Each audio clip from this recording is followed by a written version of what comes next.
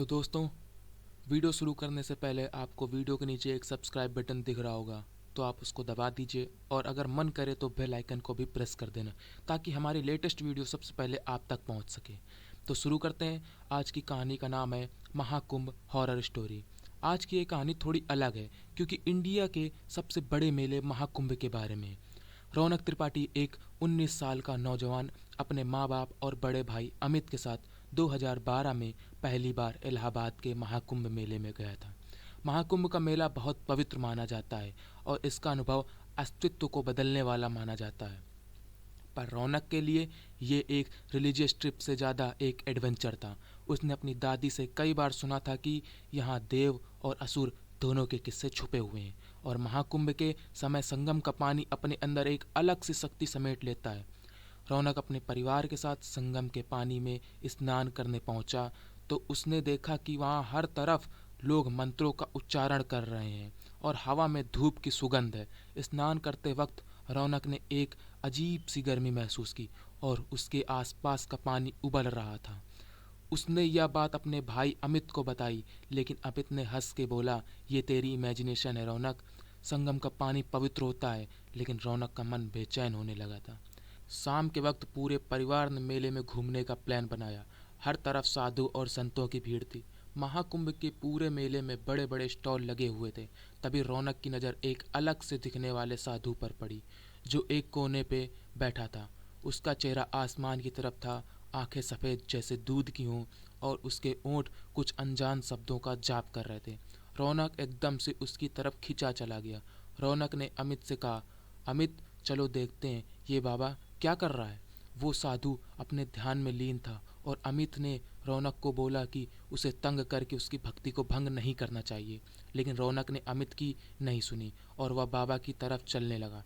बाबा के पास पहुंचते ही उसने देखा कि वह बाबा अब भी अपने ध्यान में लीन थे।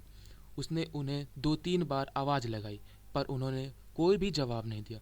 फिर मजाक के तौर पर रौनक के पास एक लकड़ी थी।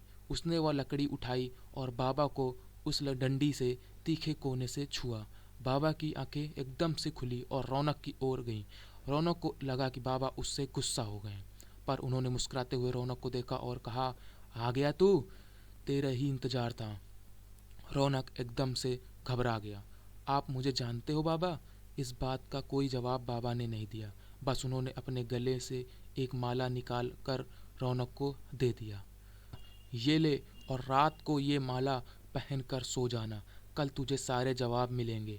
रौनक ने बिना कुछ सोचे उस बाबा से वो माला ले ली और वापस अपने परिवार के पास आ गया।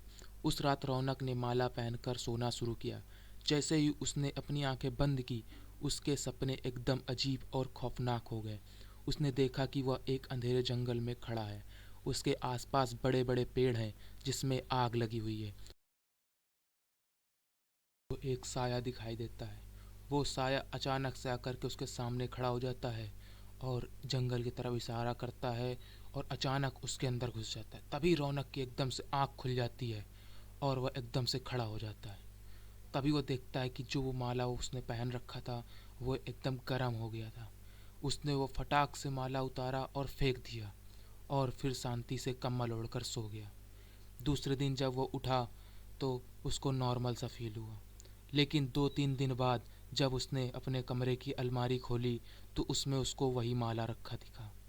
उसका सारा परिवार का जितना भी बिजनेस था सब बर्बाद हो गया था। उसके भाई की नौकरी जा चुकी थी। उसको पता चल गया था कि ये सब उस माले की वजह से हो रहा है। उसने फटाक से वो माला उठाया और डस्टबिन के अंदर फेंक दिया और उसने अपने घर वालों को सारी बात बताई माले के बारे में। लेकिन घर वालों ने उसकी बात नहीं मानी। तभी उसने तय किया कि वह खुद ही अचानक प्रयागराज जाने की तैयारी बनाता है और शाम को ही निकल पड़ता है। वो जब जा रहा होता है बस से, तो उसको पूरी रास्ते भर में उसको लगता है कि उसके पीछे वो साया खड़ा है। लेकिन वह कड़ी हिम्मत करके वह चला जाता है। रास्ते में बस रुकती है चाय पानी पीने के लिए। वह चाय पानी पीता है और फटाक से फिर से बस में बैठ जाता है और सीधे प्रयागराज पहुंच जाता है। प्रयागराज पहुंचते ही वह उस साधु को ढूंढने में लग जाता है। ढूंढते ढूंढते काफ़ी समय बीत जाता है, लेकिन जैसे ही उसको वो साधु दिखाई देता है, वह साधु के चरणों में जाकर गिर पड़ता है और फूट फूट कर रोने लगता है। बहुत देर रोता रहता है। लेकिन इस रोने को देख करके साधु को दया आ जाती है और वह माला ले लेता है। माला लेने के बाद ही वह जो साया उसके अंदर था वह साधु के पीछे दिखने लगता है। और कुछ ही दिनों बाद उसका जितना भी घर में तबीयत खराब थी उसकी माता की, वो भी सही हो जाती है। उसके भाई का फिर से नौकरी लग जाती है और उसके पिताजी का बिजनेस फिर से चल पड़ जाता है। और साधु ने बताया था कि अब से किसी भी साधु का इस तरीके से मजाक नहीं उड़ाना और उसकी साधना को कभी भी भंग नहीं करना, नहीं तो ऐसा ही होगा। और अगर आपको कहानी अच्छी लगी हो तो हमारे वीडियो को लाइक करके चैनल को सब्सक्राइब कर लीजिएगा। Thanks for watching this video.